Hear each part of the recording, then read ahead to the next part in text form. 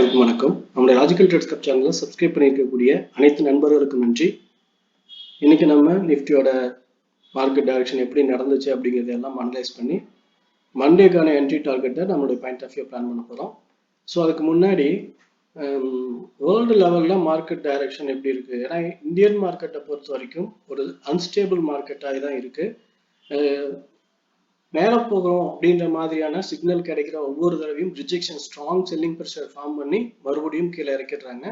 So இந்த pressures இப்படி இறக்கிறதுக்கு முக்கியமான காரணம் நம்ம பார்த்துருக்கோம், வேர்ல்டு லெவலில் இருக்கிற பேனிக் மோடு. பர்டிகுலராக இந்தியாவுக்கும் அமெரிக்காவுக்கும் இடையில இருக்கக்கூடிய ட்ரேடிங் அக்ரிமெண்ட் இன்னும் ஃபுல்லாக கம்ப்ளீட் ஆகலை. இன்னொரு 10 டேஸில் அது கம்ப்ளீட் பண்ணுறதா இருக்குது. ஸோ அந்த 10 டேஸ்க்கு அப்புறம் தான் இன்னும் கிளியராக தெரியும். அது வரைக்குமே இப்படி ஒரு வாலட்டிலிட்டியும் அன்ஸ்டேபிள் மார்க்கெட்டை நம்ம பார்க்கறது அப்படிங்கிறதுக்கு பாசிபிலிட்டிஸ் அதிகமாக இருக்குது. ஸோ வெறுமனே நம்ம இந்தியன் மார்க்கெட்டாக மட்டுமே இல்லை, குளோபல் மார்க்கெட்டிங் பார்த்தீங்கன்னா அதுவும் இதே மாதிரி தான். நேற்று market 200 points 500 points SP 500 Nasdaq இதெல்லாம் பார்த்தீங்கன்னா பாசிட்டிவாக இருந்தது. ஆனால் இன்னைக்கு ஓப்பன் ஆகும்போது பார்த்தீங்க அப்படின்னு சொன்னால் அதெல்லாமே மைனஸில் ஆகிட்டு 150-200 பாயிண்ட்ஸ் எல்லாமே இறங்கி மறுபடியும் 5 பாயிண்ட்ஸ் 10 பாயிண்ட்ஸ்னு ரேஞ்ச் போயிட்டு இருக்கு. ஸோ வேர்ல்டு லெவலில் டைரக்ஷன் கரெக்ஷன் இல்லாமல் மார்க்கெட்டு வேர்ல்டு லெவல்லே ஒரு குழப்பமான முறையில் தான் போயிட்டு இருக்கு. அது இந்தியாவையும் இம்பேக்ட் பண்ணுது அப்படிங்கிறது தான் நம்ம ஃபர்ஸ்ட் புரிஞ்சுக்கணும். அதனால நம்ம ரேஞ்ச் பிளான் இல்லைன்னா செல்லிங் அந்த ரெண்டுமே நம்ம வச்சுக்கலாம். பையிங் சைடில் பிளான் அப்படிங்கிறது கன்ஃபர்மேஷன் கிடைச்சி சிம்பிளாக நம்ம ஸ்கேல்பிங்கோ அல்லது ஒரு கிளியர் கன்ஃபர்மேஷனில் என்ட்ரி எடுக்கிறோம் அப்படின்னா தாராளமாக ட்ரை பண்ணலாம். அப்படி இல்லைன்னா செல் சைடும் பிளான் வச்சுக்கிறது நல்லது அப்படின்ற மாதிரி ஸ்டில் இருக்கு. ஸோ இன்னைக்கு இதுக்கான கன்ஃபர்மேஷன் எப்படியெல்லாம் கிடைச்சது அப்படிங்கிறத நம்ம பார்க்கலாம். ஸோ ஓகே ஃப்ரெண்ட்ஸ், இன்னைக்கு நிஃப்டியோட ஓப்பனிங் பொறுத்த வரைக்கும் 25,150 லெவலில் ஓப்பன் ஆனது. ஓகே, ஸோ இந்த இடத்துல ஓப்பன் ஆச்சு. ஓப்பன் ஆன ஒரு 5 மினிட்ஸ் கேண்டில் பார்த்தீங்கன்னா ஒரு 50 பாயிண்ட் கீழே ஆகிட்டாங்க, 50 பாயிண்ட்ஸ். ஸோ மேபி இது ஒவ்வொரு லாஸ்ட் 2 டேஸ் 3 டேஸாவே இதே மெத்தட் தான் ஃபாலோ ஆகுது. இங்கே பார்த்தீங்கன்னா இங்கேயும் ஒரு லாங் செல்லிங் ப்ரெஷர் ஃபர்ஸ்ட் 5 மினிட்ஸ்ல, அதுக்கப்புறம் இங்கேயும் லாங் செல்லிங் ப்ரெஷர் ஃபர்ஸ்ட் 5 மினிட்ஸ்ல. ஸோ இங்கேயும் பார்த்தீங்கன்னா லாங் செல்லிங் ப்ரெஷர் ஃபர்ஸ்ட் 5 மினிட்ஸ்ல. ஸோ இந்த லெவல்ல செல்லிங் கொடுத்து இறக்குறாங்க அப்படின்ற இன்ஸ்டிடியூஷன் இங்க செல்லிங் போடுறாங்கன்ற மாதிரி நம்ம பார்க்கலாம். ஜான் ஸ்ட்ரீட் பார்த்தீங்கன்னா அமெரிக்காவோட கம்பெனி இந்தியாவில் மறுபடியும் ட்ரேடிங்குள்ள வர்றாங்க அப்படின்றப்பவே நம்ம வோல்டிலிட்டி அதிகமாக எதிர்பார்க்கலாம் அப்படின்னு நம்ம பார்த்தோம். ஸோ அதனால இப்படி இருக்கவும் வாய்ப்பு இருக்குது. ஸோ ஓகே, நம்ம இப்போ நம்மளுடைய பாயிண்ட் ஆஃப் வியூவில் பையிங் சைடில் இங்கெல்லாம் கன்ஃபர்மேஷன் சப்போர்ட் எடுத்து மேலே போகும் அப்படின்னு எதிர்பார்த்துட்டு இருந்தோம். ஆனால் இந்த லெவல் எல்லாமே 1 by 1 பிரேக் ஆகி செல்லிங் தான் போயிட்டு இருக்கு. ஸோ இன்னைக்கு அதே மாதிரி ஃபர்ஸ்ட் 5 மினிட்ஸ்ல ஸ்ட்ராங் செல்லிங் ப்ரெஷர் இருந்துச்சு. இந்த லெவல் ப்ரெஷருக்கு அப்புறம் மார்க்கெட் அப்படியே டைரக்ஷன் டவுனு 25,000 வரைக்குமே நமக்கு கிளியர் பிளான் இருந்தது. ஸோ மேல இருந்து கீழே டவுன்லாம் நம்ம எடுத்திருந்தோம். அதுக்கப்புறம் இந்த லெவல் பிரேக் அவுட் ஆன உடனே பார்த்தீங்கன்னா நமக்கு அடுத்து ஒரு டார்கெட் கொடுத்துருந்தோம், 25,850 வரைக்கும் சொல்லியிருந்தோம்.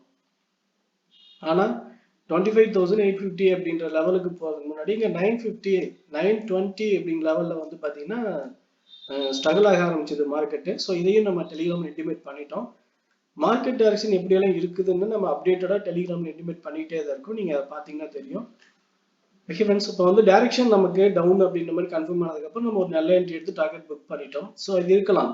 ஆனால் இப்போ ஒரு அன்ஸ்டேபிள் மார்க்கெட் அப்படிங்கிறத எப்படி ஃபீல் ஆகுதுன்னா, இப்போ லாஸ்ட் 3 டேஸாக இங்கே இந்த மொமெண்டமும் இங்கே இருக்கிற மொமெண்டமும் பார்த்தீங்க அப்படின்னா இந்த மொமெண்டம் மட்டும் கொஞ்சம் வியர்டாக இருந்தது. ரீசன், இங்க ஒரு ஸ்ட்ராங் செல்லிங் ப்ரெஷர் இங்க பிரேக் அவுட் ஆச்சுனால நமக்கு 2 லெவலும் ரொம்ப சூப்பரான ஸ்ட்ராங் ப்ரெஷர் இருக்கக்கூடிய இடம் பையிங்ல.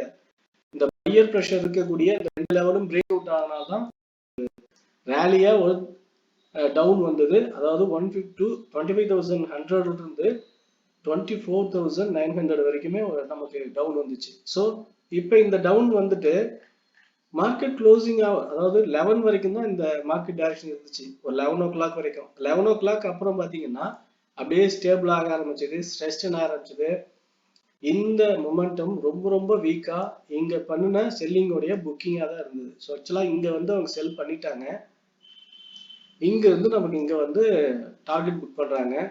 அதுக்கப்புறம் மார்க்கெட்டை பையிங்ல டைரக்ஷன் எடுத்து ஆக்சுவலாக டார்கெட் புக் பண்ணும்போது மார்க்கெட் மேலே போகுமோ அந்த மேலே போகிற அந்த லெவல்ஸில் நமக்கு வந்து மேலே போக ஆரம்பிக்குதுன்னு நினச்சிக்கிட்டு இங்கே நம்ம பையிங் போகிறோம். ஆக்சுவலாக இங்கேயும் கூட நம்ம ஒரு சின்ன ஸ்கேல்பிங் ட்ரை பண்ணோம், ப்ராஃபிட் தான்.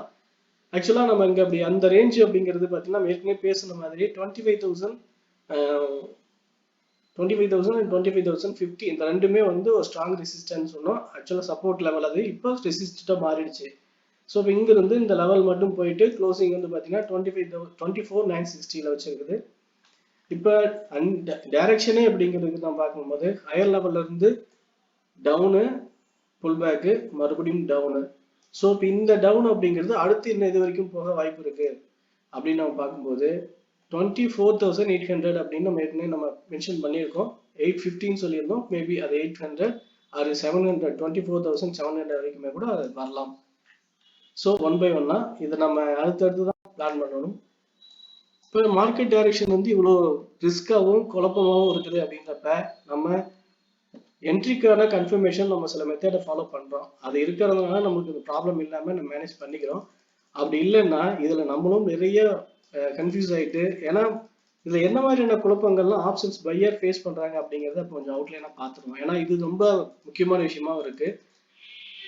ஓகே, இப்போ நம்ம வந்து ரேஞ்ச் பிரேக் அவுட் அப்படின்ற மாதிரி இருந்ததுன்னா நம்ம வந்து ரேஞ்ச் பிரேக் அவுட்ல இந்த லெவல்ல புட் ஆப்ஷன் எடுக்கலாம் அப்படின்னு புட்டு பிளான் பண்ணிட்டு நம்ம ஸ்டாப் லாஸ் வைக்கிறோம் அப்படின்னு பார்த்தா ஸ்டாப் லாஸ் லெவலு இங்கிருந்து கிட்டத்தட்ட 50 பாயிண்ட்ஸ் வந்து நம்ம ஸ்டாப் லாஸ் வைக்கணும். 50 பாயிண்ட்ஸ் ஸ்டாப் லாஸ் வைக்கிறதுக்கு ஸ்பாட் லெவல்லேன்னா ஆப்ஷன்ல 70 to 80 பாயிண்ட்ஸ் வரும். நம்ம எடுக்கிற லெவல்லாம் பார்த்தீங்கன்னா இன்னும் கொஞ்சம் பெட்டராகவே இருக்கும். ஸோ இப்போ இங்கே இருக்கக்கூடிய இந்த ஸ்டாப் லாஸை நம்ம வந்து எப்படி இவ்வளோ ஹையாக வைக்கிறோம் அப்படின்னா அதுக்கு ரிஸ்க் ரிவார்டு வந்து பார்த்தீங்கன்னா 150 to 200 பாயிண்ட்ஸ் வரணும். ஆனால் இங்கே இப்போ ஒரு சப்போர்ட் ஜோன் இருக்கிறதுனால நமக்கு வந்து இந்த லெவலில் ஒரு ஸ்ட்ராங் செல்லிங்க்கு பாசிபிள் இல்லைன்னு நினச்சிட்டு எடுக்க மாட்டோம். ஒன்று மேலேருந்து கீழே இறங்கும் போதே இந்த லெவலில் ஒரு புல் பேக் போனால் நம்ம எடுக்கலாம் அப்படின்னு வெயிட் பண்ணுவோம். ஆனால் இங்கே போகாது, அது இங்கிருந்தே திரும்ப ஆரம்பிச்சு கீழே வந்துடும், இங்கே என்ட்ரி மிஸ் ஆகிடும். மறுபடியும் வேற இடத்துல இந்த இடத்துல ஒரு கரெக்ஷன் என்ட்ரி எடுத்தா நம்ம எடுக்கலாம் அப்படின்னு பார்ப்போம். சின்ன மொமெண்டம் ஸ்டாப் லாஸ்ல கிடைக்கும், அதுக்கப்புறம் கீழே வந்துடும். ஆனால் இதை மிஸ் பண்ணிட்டோம்னா இன்னைக்கு என்ட்ரி ஃபுல்லாக கிடையாது. நமக்கு எப்படி இருக்கும், மார்க்கெட் மேல இருந்து கீழே ஒரு 300 பாயிண்ட்ஸ் வரைக்கும் இறங்கி ஏறி இருக்கு. இந்த லெவல்ல நமக்கு ஒரு என்ட்ரி கூட எடுக்கல அப்படிங்கிற மாதிரி ஒரு குழப்பமான மைண்டும் பயங்கரமான ஸ்ட்ரெஸ்ஸும் இதுல ஃபார்ம் ஆகும். நமக்கு என்ட்ரி கிடைக்கல அப்படிங்கிறதுக்காக அடுத்து என்ன பண்ணுவோம், சின்ன சின்ன மொமெண்டம் இந்த மாதிரியான சின்ன சின்ன மொமெண்டம்லையும் கூட இதே மாதிரி மார்க்கெட் மேல ஓடிச்சுன்னு என்ன செய்யுது அப்படின்னு சொல்லிட்டு வாங்குறதுக்கு ட்ரை பண்ணுவோம். அப்படி பண்ணும்போது தான் ஒவ்வொரு என்ட்ரியும் ஸ்டாப் லாஸ் ஹிட் ஆகும். அப்புறம் ஆப்ஷன்ஸ் ட்ரேடிங்கே ரொம்ப ரிஸ்கா இருக்கு, ஒன்றும் பண்ண முடியல அப்படின்ட்டு போயிடுவோம். ஸோ ஆப்ஷன் ட்ரேடிங்க்குன்னு இருக்கிற சம் மெத்தட்ஸ் இருக்குன்னா அதை நம்ம கரெக்டாக ஃபாலோ பண்ணால் மட்டும்தான் நம்மளால அதை ஏர்ன் பண்ண முடியும். இல்லைன்னா அது ரொம்ப ரொம்ப ஆபத்தானது. ஸோ அதனால இதை புரிஞ்சுக்கிட்டு ட்ரேடிங்குள்ளே வரணும் அப்படிங்கிறது தான் என்னுடைய ரிக்வெஸ்ட். ஓகே ஃப்ரெண்ட்ஸ், இப்போ நம்ம என்ன மெத்தடை ஃபாலோ பண்ணுறோம்னா வைக்கிற மாதிரி தான், ஒரு என்ட்ரி அதிகபட்சம் 2 என்ட்ரி தான், அதுக்குள்ளே நம்ம ப்ராஃபிட் புக் பண்ணிட்டு முடிச்சிருவோம். அதுக்கப்புறம் பெருசாக என்ட்ரி கேட்டு நம்ம ட்ரை பண்ண மாட்டோம். நம்ம எல்லாருக்கும் இன்டிமேட் பண்ணுறதும் அதுதான், ஒருவேளை ஒரு நல்ல ரேலியாக இருக்குது, ரேலி நடக்க சான்ஸ் இருக்குது அப்படின்னா மட்டும்தான் நம்ம அதுக்கு அதை கன்சிடர் பண்ணுவோம். ஸோ அந்த மாதிரி தான் நமக்கு இந்த ட்ரேடிங் முடிஞ்சது. அதனால தான் நமக்கு பிரச்சனையும் ரொம்ப கம்மியாக இருக்குது, இல்லைன்னு சொல்ல முடியாது, நமக்கு குறைவாக இருக்குது கம்பேரிசனில். ஓகே ஃப்ரெண்ட்ஸ், இப்போ அதனால ஆப்ஷனை பொறுத்த வரைக்கும் நம்ம இந்த மெத்தடை ஃபாலோ பண்ணோம்னா ஒரு என்ட்ரி எடுங்க அல்லது 2 என்ட்ரி எடுங்க, அதுக்கு மேலே எடுக்காதீங்க.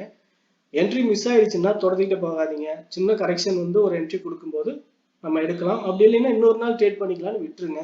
இந்த மைண்டுக்கு நம்ம மாறிக்கணும் அப்படிங்கிறது ஆப்ஷன் பையர்ஸ்க்கு ரொம்ப முக்கியமான விஷயமா நான் இந்த விஷயத்துல பார்க்குறேன். ஓகே ஃப்ரெண்ட்ஸ், இப்போ நம்ம இந்த டீட்டெயில்ஸ் எல்லாம் பார்த்துட்டோம். நாளைக்கான என்ட்ரி டார்கெட்ல எந்தெந்த சப்போர்ட் லெவல் எல்லாம் ரியாக்ட் ஆகும் அப்படின்னு நம்ம பார்க்கும்போது இப்போ கரண்ட்ல வந்து செல்லிங் ப்ரெஷர் ஸ்ட்ராங்காக இருக்கிறதுனால 25,000 இந்த லெவல்லாம் வந்து செல்லர்ஸ் அக்யூமுலேட் பண்றதுக்கான வாய்ப்புகள் ரொம்ப அதிகமா இருக்கு. ஸோ இங்க செல்லர் வந்து அக்யூமுலேட் பண்ணிட்டு பிரேக் அவுட் பண்றாங்க அப்படின்னா டவுன் போகலாம், அப்படி இல்லைன்னா இந்த ரெசிஸ்டன்ட் லெவல் வரைக்கும் மேலே போய் 25,050 லெவல், அதாவது 25, 50 இந்த 2 லெவல் இருக்கக்கூடிய ஜோன்ல என்ட்ரிஸா அக்யூமுலேட் பண்ணிட்டு கீழே டவுன்ல வர்றதுக்கான பாசிபிலிட்டி ரொம்ப அதிகம். ஒருவேளை இந்த மாதிரி கேப் அப் ஓப்பன் ஆகி மேலே போனா, அப்படி இல்லைன்னா gap down low break out ஆகும்போது நீங்க பிளான் பண்ணிடுங்க. இதுக்கான ஸ்டாப் லாஸ் லெவல் அப்படிங்கிறது ப்ரீவியஸ் ஸ்விங்கை தான் நம்ம வச்சுக்கணும். ஒருவேளை நீங்க இந்த ஸ்டாக்ல இந்த லெவல்ல வந்து ரொம்ப ஸ்டாப் லாஸ் அதிகமா இருக்கு, 60-70 பாயிண்ட் வரைக்கும் வருது அப்படின்னா நீங்க அந்த லெவலுக்கு ஸ்டாப் லாஸ் வச்சா தான் ஒரு நல்ல ஹெல்த்தியான என்ட்ரி எடுக்க முடியும். அப்படி இல்லைன்னா ஒரு லோயர் டைம் ஃப்ரேம் எடுத்து அந்த டைம் ஃப்ரேம்ல இதே கன்ஃபர்மேஷன்ல வேற ஏதாவது என்ட்ரியா நம்ம பிளான் பண்ணிக்கிறது நல்லா சரியா இருக்கும். ஸோ என்னோட point of view, resistant touch பண்ணி கீழே வரும்போது 24,900 அண்ட் 800 இந்த 2 லெவல் வரைக்கும் டார்கெட் ஹோல்ட் பண்ணலாம். கேப் டவுன் ஆச்சுன்னா இங்கிருந்து மேலே போற வரைக்கும் வெயிட் பண்ணி ரெசிஸ்டன்ட்ல புட் எடுக்கலாம். கீழே கேப் டவுன் அப்படிங்கிறது இந்த லெவலுக்கும் கீழேயே வந்துருச்சு அப்படின்னா, அதாவது 24,800 அப்படிங்கிறதே வந்துன்னா நமக்கு வந்து கால் பிளான் பண்ணிக்கலாம். 24,900 அது 25,000 2 லெவல் வரைக்கும் காலில் நம்ம ஹோல்ட் பண்ணலாம். ஏன்னா கால் சைடில் இங்கே 24,800ல ஸ்ட்ராங் ப்ரெஷர் இருக்கு. இங்க ஒரு பையர் ஜோன் அப்படிங்கிறதுனால இந்த லெவல் வந்து ஸ்ட்ராங்கா வேலை செய்ய சான்ஸ் இருக்கு. ஓகே, ஸ்ட்ரைக் செலெக்ஷன் எப்பயும் போல நான் பார்க்கறது டீப் இந்த மணி தான். டீப் இந்த மணியில் இருக்கக்கூடிய ப்ளஸ் அப்படிங்கிறது பிரேக் அவுட் ஆயிடுச்சுன்னா நல்ல என்ட்ரி கிடைக்கும். அட் த சேம் டைம் டிகே கம்மியாக இருக்கும்.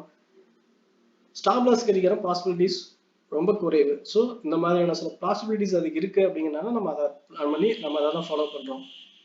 ஓகே ஃப்ரெண்ட்ஸ், என்னோட பாயிண்ட் ஆஃப் வியூல இந்த டீடைல்ஸ் எல்லாம் சொல்லியிருக்கேன். வீடியோ பிடிச்சிருந்தா லைக் பண்ணுங்க, உங்க ஃப்ரெண்ட்ஸ் சர்க்கிள் ஷேர் பண்ணி சப்போர்ட் பண்ணுங்க. உங்க ஒப்பீனியன் எதுவும் இருந்தாலும் கமெண்ட்ல சொல்லுங்க. ஓகே ஃப்ரெண்ட்ஸ், தேங்க்யூ ஃபார் வாட்சிங்.